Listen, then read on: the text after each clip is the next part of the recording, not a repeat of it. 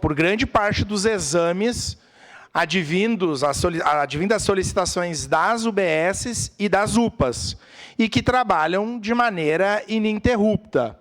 Então, nós temos vários colegas servidores que trabalham lá e dão conta desse serviço que é essencial. Mas prestem atenção no problema que acontece nesse momento.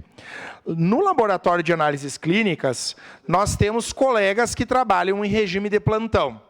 Esses colegas que trabalham em regime de plantão, eles são convocados, né, fazem as trocas de horário e recebem horas extras, né, quando excedem a carga horária pela qual eles são contratados. Mas nós temos alguns colegas que trabalham em regime de horário semanal, né, 8 horas por dia. Então, eles cumprem essa sua carga horária. Dada a demanda desse setor, em via de regra, eles têm banco de horas, acabam, né, trabalhando a mais e trabalham nos sábados e domingos e de forma extraordinária, são convocados para plantões de 12 horas.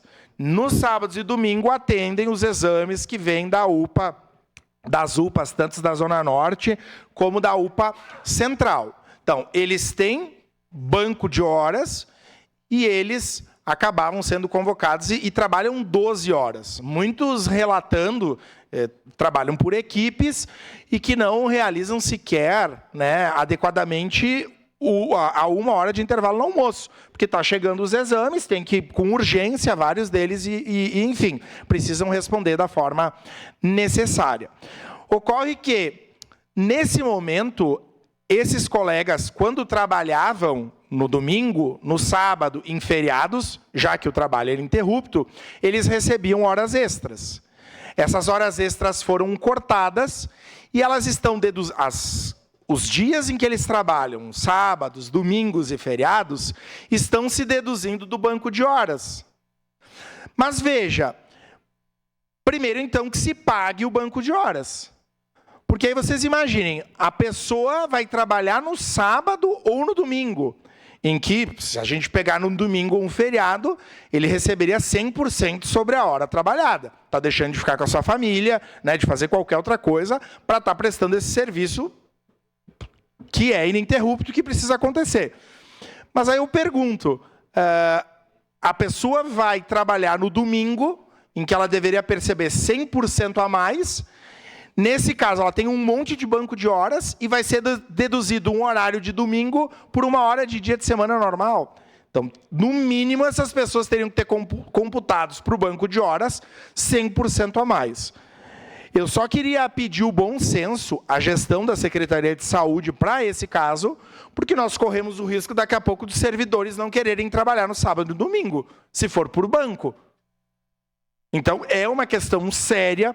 Nós estamos falando de um setor que atende dezenas de milhares de exames mensalmente, que em 2016 recebeu um conceito de excelência do Programa Nacional de Qualidade promovido pela Sociedade Brasileira de Análises Clínicas. Tem servidores com 100, 150, 200 horas no banco. Então, o que eu penso? Ou se paga esse banco e depois se acorda com as pessoas. Quem for trabalhar no sábado e no domingo não vai receber hora extra e vai cair do banco. Agora, eu estou alertando aqui. Nós corremos o risco dessa forma de daqui a pouco os servidores não quererem mais trabalhar no sábado e no domingo. Porque isso não está no regime de trabalho deles. Sendo que, por exemplo, o SAMU, que nós homenageamos essa semana, né, veio aqui para uma tribuna livre, nesse caso eles recebem as horas extras, acertadamente, porque é isso, as pessoas vão trabalhar à noite, vão trabalhar no sábado, no domingo, no Natal, no Ano Novo, né, nos feriados, estou citando esses como tantos outros. Então, me parece que há uma justificativa de essencialidade, né, em que se justifica a qualidade, em que se justifica pagar as horas extras pela qualidade e necessidade do trabalho. O que não dá é para tomar uma decisão que prejudica os trabalhadores sem ser dialogado. E a informação que eu tenho é que o sindicato já conversou com a chefia e a chefia foi irredutível. A chefia de quem responde pelo RH da Secretaria da Saúde, foi irredutível e disse que o pessoal do Laboratório de Análises Clínicas vai fazer dessa forma. Então, que a gestão pague os bancos de hora, zere os bancos de hora. E que, a partir de então, se crie essa nova prática. Ou nós corremos o risco de não termos servidores que se disponham a trabalhar no sábado e no domingo. Eu não me disporia. Trabalhar no sábado e no domingo, no Natal e no Ano Novo, por banco de horas, por favor, né, gente? Na área da saúde, não há nenhuma justificativa e nenhuma discussão. E, por fim, hoje nós fomos pegos de surpresa, e uma surpresa positiva, em face da notícia de que o atendimento materno-infantil vai ser garantido a partir de um protocolo de compromisso de intenções que foi assinado entre a Prefeitura e o Virvi Ramos. Que bom, já era hora, né, de termos uma luz no fim do túnel. Eu só quero fazer e deixar uma preocupação. Eu li a matéria, e li a matéria do jornal, li a matéria da Prefeitura. São muitos recursos necessários, além das questões de maquinário, de adequação das obras que vão ser feitas, necessárias lá no Hospital do Virvi, nós teremos recursos de custeio posteriormente, porque ninguém de nós quer que daqui a uns anos o Virvi não queira mais ser, né, referência do materno-infantil. Esperamos que isso não aconteça. A preocupação é essa, e a informação que eu tenho é que o Executivo está trabalhando, mas de forma a buscar esses recursos. Parabéns, vereador D'Ambrós. Eu penso que o senhor deva definir isso com a mesa, de uma indicação para o valor que sobra dos cofres públicos da Câmara. E eu já quero dizer que seja mais, inclusive, essa indicação de 1 milhão, para dar conta para as necessidades. E, por fim, antes de passar a parte para a vereadora Rose, a preocupação que a Secretaria de Saúde precisa dizer para a sociedade caxiense, em que as mães, as futuras mães de Caxias e da região precisam ter a segurança que no dia 1º de janeiro de 2024 nós teremos um atendimento garantido para as mães, para a UTI neonatal. Vai ser em Caxias, vai ser na região, porque nós temos um hiato.